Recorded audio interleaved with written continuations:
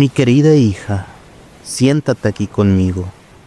Tengo 50 años ahora y el tiempo ha marcado mi piel, como las olas marcan la arena de la playa. Pero hay cosas que el tiempo no borra, cosas que se clavan en el alma como espinas de maguey. Te voy a contar una historia que he guardado por décadas, no para asustarte, sino para protegerte. Es mi historia, la de cómo fui maldecida por la Llorona en Manzanillo, allá por los 90. Era una época de cambios, con el NAFTA recién firmado y la gente soñando con un México moderno. Pero en las sombras de ese puerto, las leyendas antiguas aún respiraban. Yo tenía 25 años en ese entonces, llena de vida, trabajando en un restaurante cerca del malecón, sirviendo mariscos a turistas que venían a ver el Pacífico brillar bajo el sol. Manzanillo era un lugar mágico y aterrador a la vez. La ciudad bullía con el folclor de Colima. Hablaban del tren fantasma, ese ferrocarril espectral que salía de Guadalajara vacío y llegaba a Manzanillo repleto de almas perdidas. Según las leyendas que contaban los viejos en las plazas, decían que era el eco de los antiguos otomis y nahuas que habían poblado estas tierras desde antes de los españoles. Con sus dioses del fuego y el agua, el volcán Colima, que llamaban el abuelo, vigilaba todo desde lejos, y en las ruinas del Chanal, cerca de la capital, se susurraban que los espíritus de los toltecas y aztecas aún danzaban en las plazas antiguas con sus perros guardianes del inframundo, guiando a las almas más allá. Yo crecí escuchando esas historias, pero las tomaba como cuentos para niños, hasta esa noche. Era 1992. Recuerdo muy bien porque acababa de salir el álbum de Luis Miguel que todos cantábamos. Yo vivía en una casita humilde, cerca de la playa de las Brisas, donde el mar se encuentra con el estero.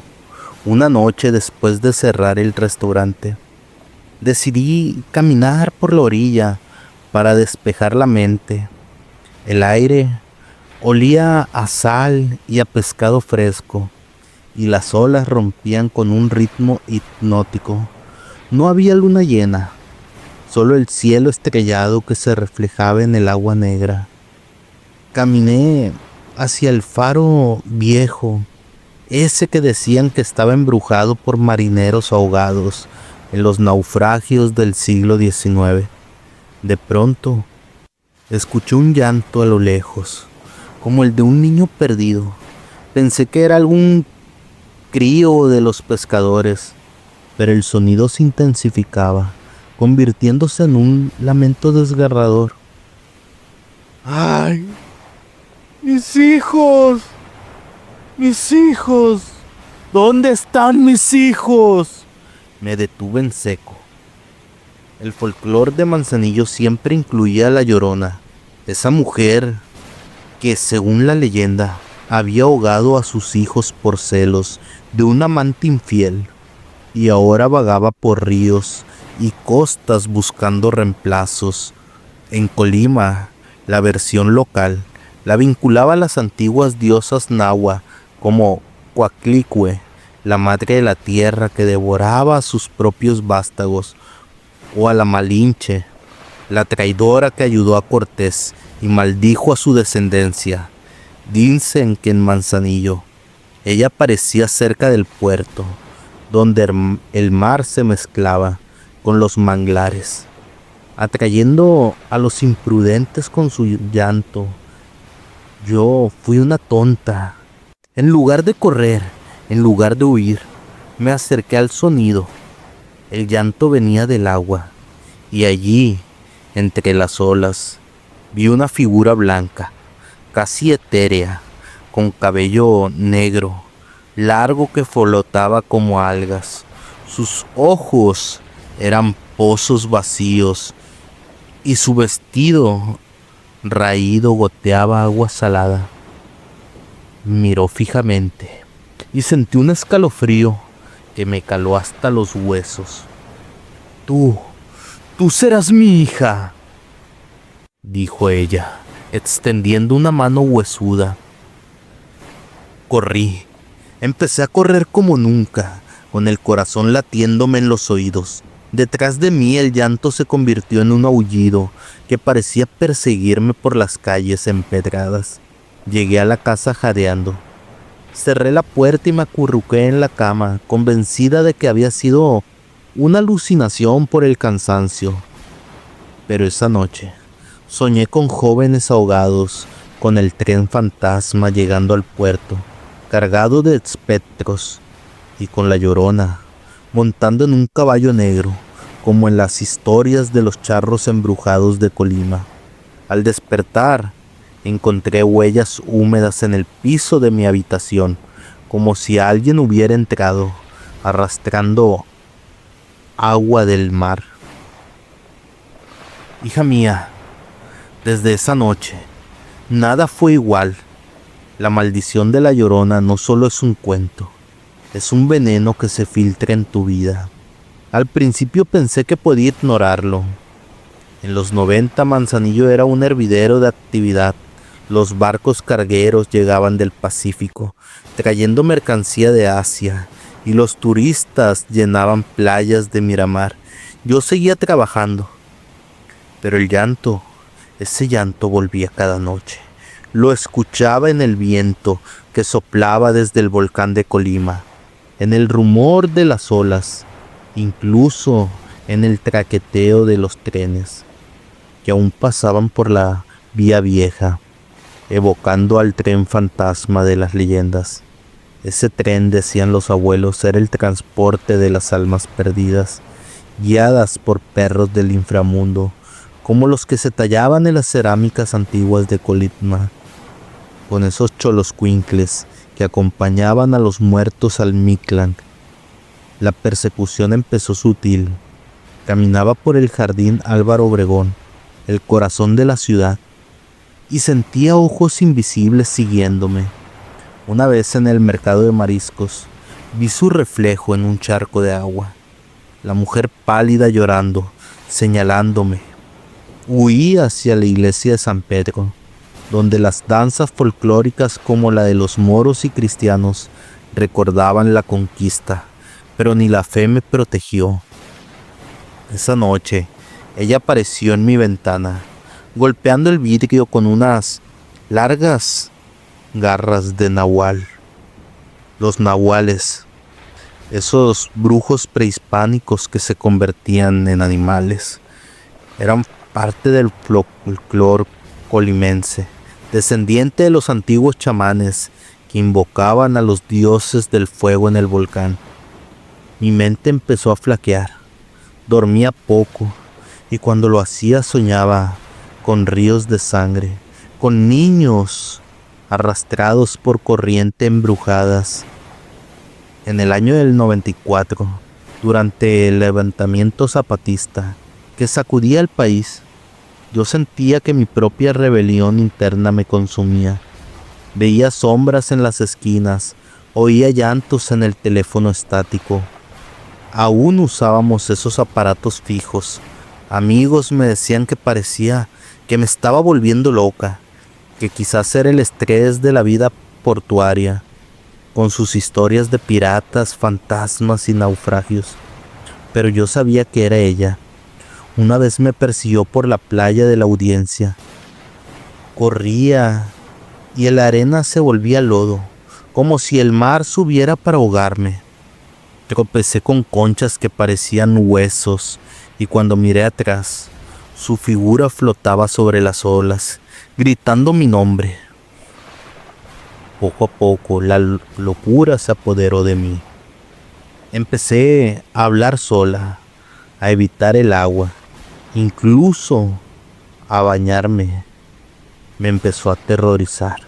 En las fiestas de la Comala, en el pueblo mágico cerca de Colima, donde se contaban historias de máscaras indígenas y autores que escribían de pueblos fantasmas.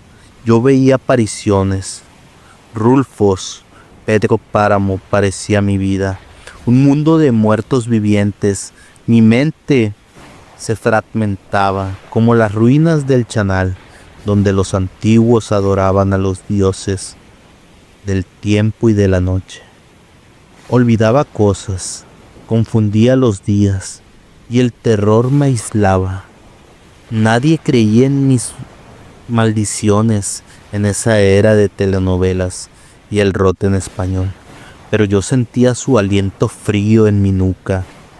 Para el 95, con el peso del terremoto en Colima aún fresco, el volcán había erupcionado, recordándonos el poder de los antiguos dioses del fuego. Mi salud se empezó a derrumbar. La maldición no solo atacaba la mente, devoraba el cuerpo. Empecé con fiebres inexplicables, como si el llanto de la Llorona me inundara los pulmones con agua salada. Tosía y salía espuma, como de olas. Mi piel se arrugaba prematuramente, como si los años se me escaparan. Los doctores en el hospital de Manzanillo decían que era anemia o quizás dengue de los mosquitos en los manglares, pero yo sabía que era ella succionando mi vida. Empecé a perder peso, mis ojos se hundieron como los de ella. Dormía días enteros, soñando con el tren fantasma llevándome a un puerto de almas, donde perros guardianes del inframundo me ladraban. Veía nahuales transformándose en jaguares, como en las leyendas nahuas, y la Llorona cabalgando, uno persiguiéndome por las calles de la ciudad.